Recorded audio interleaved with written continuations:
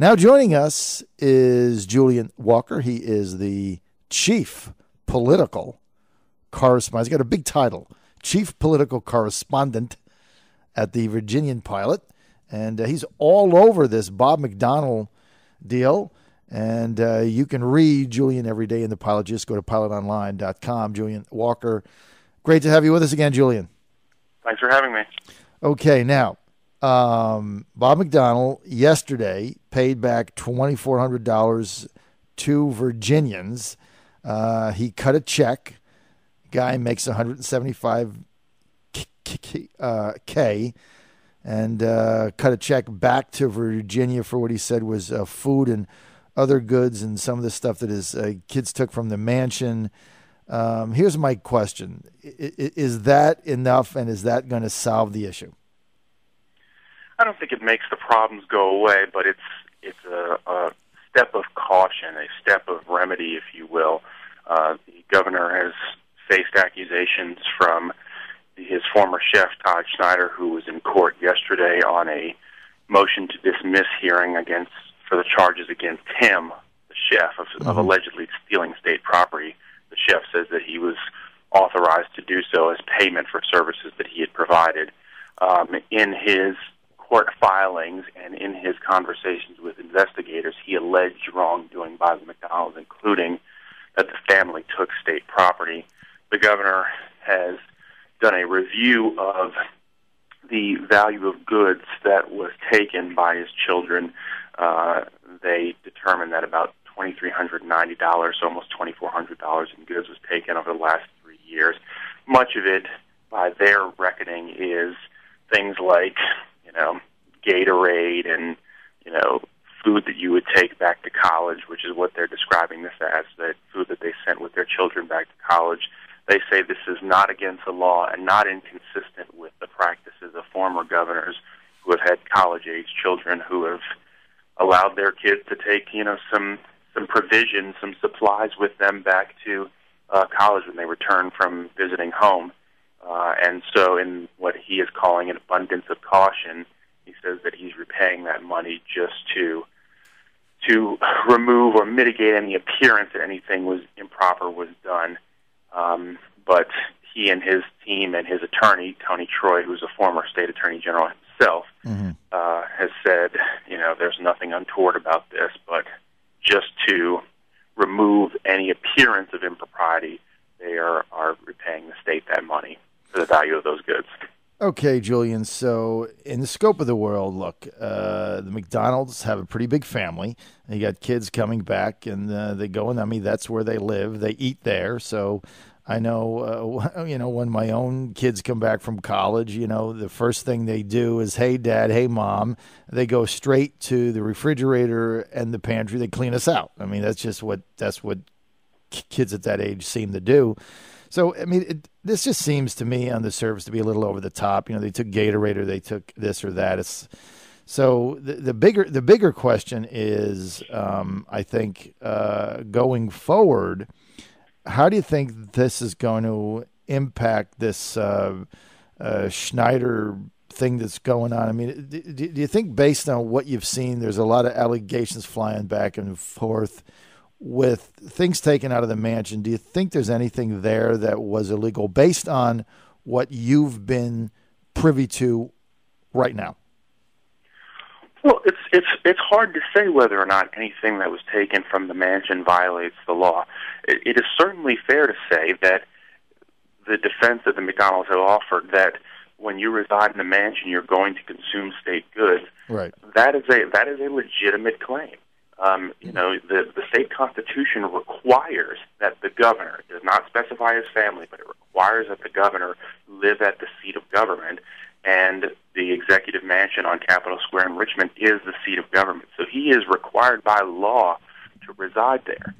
It does not specify his family, but the vast majority of governors, I can't think of an example offhand, where their families have not, if they were of a certain age, not, their children not being grown and out of the house, if they didn't reside with them. So I think, again, this is an attempt to blunt some of the criticism, particularly some of the criticism leveled by the chef about improper conduct, remember, the chef is on trial for his own set of felony charges, and he and his defense team are trying to present the most rigorous defense they can, and that includes pointing the finger elsewhere in this instance, saying, hey, we're not, if you're going to say that what my guy did was wrong, look at what these folks are doing. I mean, it's a classic deflection strategy.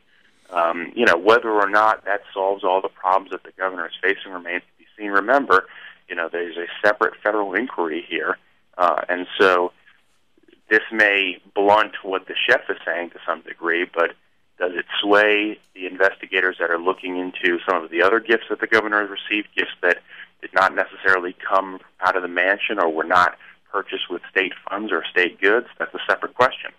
Right, and I think that's probably, Julian, the bigger question. This is the John Fredericks Show, Common Sense News Time, coming up on 7:50. We're with Julian Walker. He's the senior political correspondent for the Virginian Pilot. You can read Julian and the Pilot every day. Just go to pilotonline.com. Julian Walker. Julian, a bigger issue for me was this trip that the governor took to the Final Four college basketball tournament in Texas, which apparently now we're seeing was paid for by this Johnny Walker. That doesn't feel good to me. And I don't think the response from the McDonnells has really made any sense either. How about you? Well, we reported last week that when VCU, Virginia Commonwealth University, was on its kind of magical Cinderella run in 2011, they went all the way to the Final Four, which is rarefied air in big-time college basketball, that the governor got in on the act. He was a big booster, as governors are when a hometown team is on a roll. And he went to the game. He and his wife and two of his daughters went to the game. The tickets and the hospitality suite passes were comped and provided by the university. The university is a state institution. It receives state funding. That in and of itself is not totally unprecedented or out of bounds. But he did his airfare down there for he and his family, which amounted to about $22,000, a little more than $22,000, was paid by Johnny Williams, who has given other gifts to the governor and his family that have come under question and have come under scrutiny here recently. Now, the governor's office's defense of that is that it was disclosed not as a gift, but as a contribution to the governor's political action committee. Now, at the time it was reported in April of 2011, just days after the airfare had occurred, they just listed it as airfare. They did not specify what the purpose was for. Now, the governor's administration says it is a justifiable expense to be reported through the PAC because the governor attended a political function while he was down there. Initially, they said it was for Republican Governors Association meeting, a group that Governor McDonnell used to be the chairman of. Then they said, when we pressed them on it, they said, oh, he was actually attending a fundraiser down there. But either way, it's a reasonable thing to report that through the Political Action Committee because it was a political trip, or that at least political business was transacted on the trip. So the question is, is that truly a political trip, as they define it, or was a little political business transacted while they had a weekend of basketball enjoyment, and the PAC was a convenient vehicle through which to provide that gift? Well, it seems, Julian, there's a trend here, and the trend seems to be there's a lot of things going from someone else to the McDonnells, and all of them are quasi-defensible. There's some line to be drawn that makes them defensible, but, there's the old saying that critical mass, and I think that's what's starting to happen here. Julian, we got to go to a quick word from our sponsors at 7:52. Stay with us. When we get back, I'm going to tell you about the denials of the McDonnell camp, of the McDonald's over some of the other allegations out there. And also, I want to get your take on DebateGate. The League of Women Voters now not too popular in the Cuccinelli debate camp. Okay, Julian, I talked to the several people yesterday in Bob McDonnell's administration, and after the conversations, I'm absolutely convinced that what was posted on Bearing Drift about some deal the governor was negotiating to resign and please something out is pure fantasy. I found no evidence of it. Talked to a whole bunch of people. There was also, Julian, a rumor floating about that two of the McDonnell children had a car for college that was provided by Johnny Williams. That was unequivocally denied by the McDonald's, so I don't think there's anything to that either that I can see. Here, as I look at this, Julian, I can't find anything where you can say, okay, this is an instance where Bob McDonnell broke the law or didn't comply with an ethics thing, because everything here seems to me to be gray. Now, I know you can't opine on it, but do you think that my assertion right now is reasonable?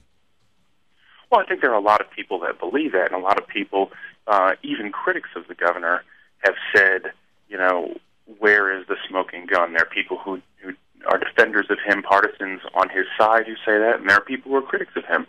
A lot of those people also concede that the preponderance of information that's out there, the accumulation of things, is such that it does not present a good image.